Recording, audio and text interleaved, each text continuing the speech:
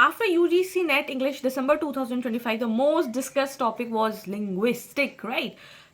कुछ स्टूडेंट्स बोल रहे हैं लिंग्विस्टिक वॉज वेरी इजी, कुछ स्टूडेंट्स बोल रहे हैं लिंग्विस्टिक वॉज वेरी टफ, कुछ लोग बोल रहे हैं लिंग्विस्टिक ओ माय गॉड कितना कंफ्यूजिंग था, कहाँ से आ गया था, आउट ऑफ द बॉक्स से आ गया था. So it is not about कि लिंग्विस्टिक प्रॉब्लम ये नहीं कि लिंग्विस्टिक ईजी है या टफ है. प्रॉब्लम ये है कि students don't know that what you have to read and what you have to skip, right? So hey all the future assistant professors, welcome back to English for English by Pooja Singh. In this video we are going to talk about what are the most scoring topics in linguistic and what are the most time wastage topics in linguistic. So without any delay, let's get started. So why it is the most scoring topic, which is the time wasting areas, and this is I have made this on the basis of December 2025 examination. Okay, so why it feels confusing? The very first thing is that when you talk about the linguistic, right, the syllabus is very small. ठीक है, बहुत ज़्यादा बड़ा नहीं, the syllabus is very limited. लेकिन students start studying like a literature student, they start learning all the definition like scholars on all the dates. They don't have to remember that. आपको ये याद नहीं करना है, ठीक है? What you have to do, you have to understand that net linguistic is all about the concept application, very basic level.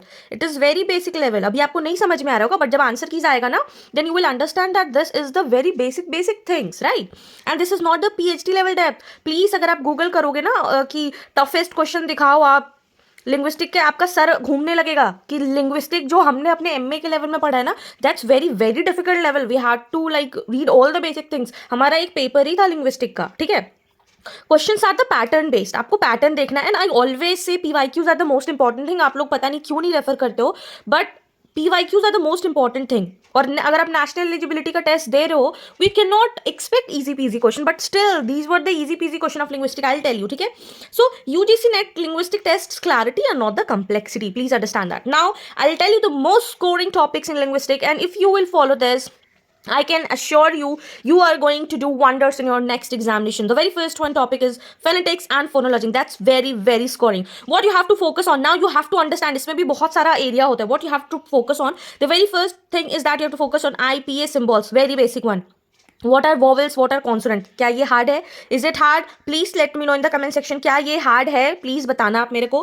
Place and the manner of articulation, जो हम लोग इंग्लिश और हिंदी में पढ़ते हैं. क कैसे बोलते हैं, क कैसे बोलते हैं, ख कैसे बोलते हैं, ए कैसे बोलते हैं, बी कैसे बोलते हैं, सी कैसे बोलते हैं, ये होता है प्लेस एंड आर्टिकुलेशन. लिप्स से बोलते हैं, टंग से बोलते हैं, या फिर टंग के जो ऊपर वाला प्लेस होता है उससे बोलते हैं. तो ये आपको समझ में आना चाहिए, ठीक है, कि लिप्स से होता है कि किस चीज.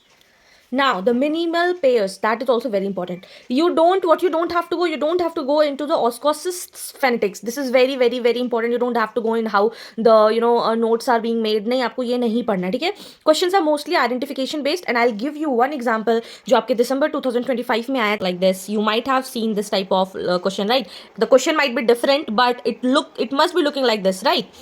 So which is a voiceless bilabial plosive? Now you will understand, oh my god ये क्या पूछ लिया. कुछ नहीं पूछा है, ये पूछा है कि लिप से कौन सा वर्ड प्रोनाउंस होगा. तो क्या होगा? PBMV, कौन सा साउंड हो रहा है जिसमें बोथ लिप्स स्टॉप करते हैं? It is P. The answer is P, ठीक है?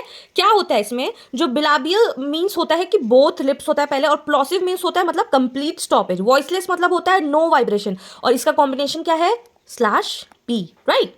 सो P, जब आप P बोलते हो तो आपका दोनों लिप्स क्या होता है? टच होता है, and it means complete stoppage. क्या ये बहुत ज़्यादा डिफिकल्ट है? Please do let me in the comment section कि क्या ये जो आपका ये क्वेश्चन है, first question was very difficult? नहीं, आपको बस कुछ वर्ड्स की मीनिंग्स जानना है, ठीक है? Phonetics is easy marks if your concepts are clear, right?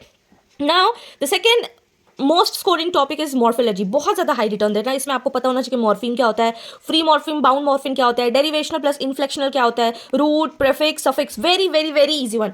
Now next question is that which morphemes only carries grammatical meaning? Here I'm just telling you the topics, okay? I'm not going in the detail, okay? So options क्या है? Lexical, free, bound, inflection. क्या होता है, कौन सा morpheme है जो सिर्फ ग्रामेटिकल मीनिंग कैरी करता है? So answer is inflectional morpheme. Okay, so inflectional morpheme is the correct answer. इसका क्या मतलब होता है? इसका मतलब ये होता है कि जो वर्ड्स होता है वो वर्ड का क्लास चेंज नहीं करता है, और वो टेंस शो करता है, नंबर शो करता है, और कंपैरिजन शो करता है.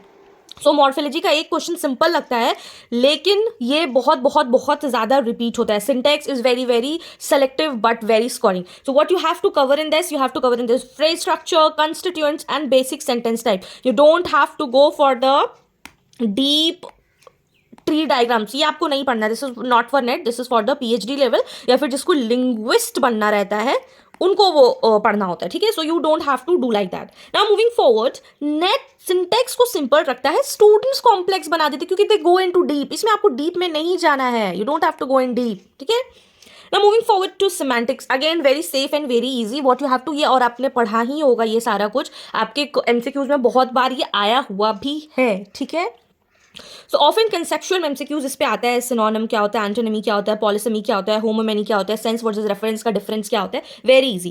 Then the next topic is socio linguistic, very easy marks, highly scoring. Why? Because इसमें कोड स्विचिंग आता है, डिग्लोसिया आता है, देन रजिस्टर होता है, स्पीच कम्युनिटी. तो बहुत ईजी है, बहुत ईजी डेफिनेशन. अगर आप ये डेफिनेशन एग्जाम्पल पढ़ ले तो nobody is going to stop you.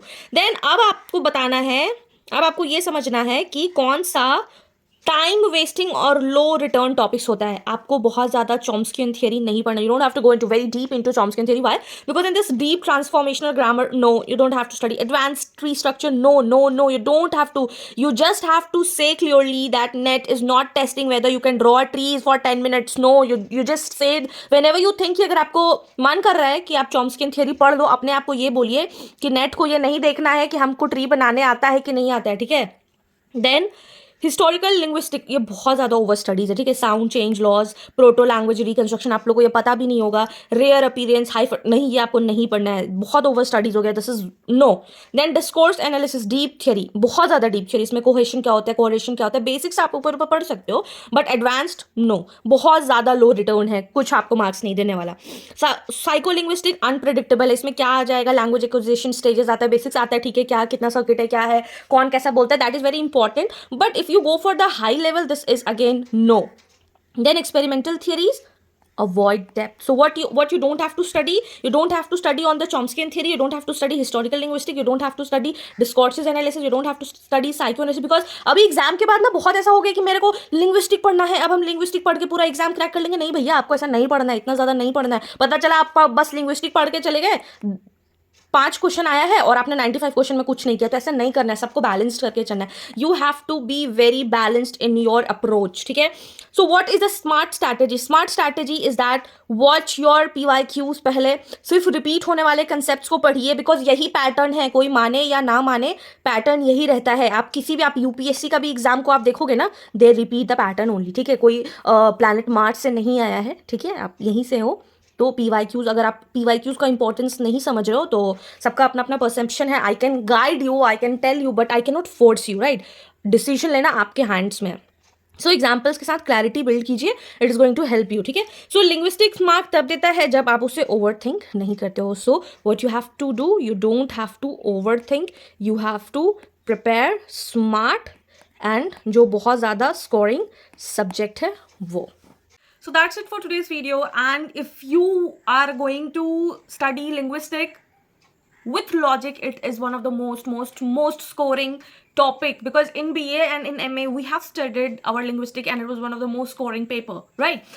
So if you want me to make the topic wise linguistic PYQs, अगर आप चाहते हैं कि हम ये टॉपिक वाइज लिंग्विस्टिक को सारा कुछ एक्सप्लेन करें, do let me know in the comment section, write linguistic, and I will definitely going to provide all the PYQs of linguistic as I have already done the 20 years of analysis of PYQs.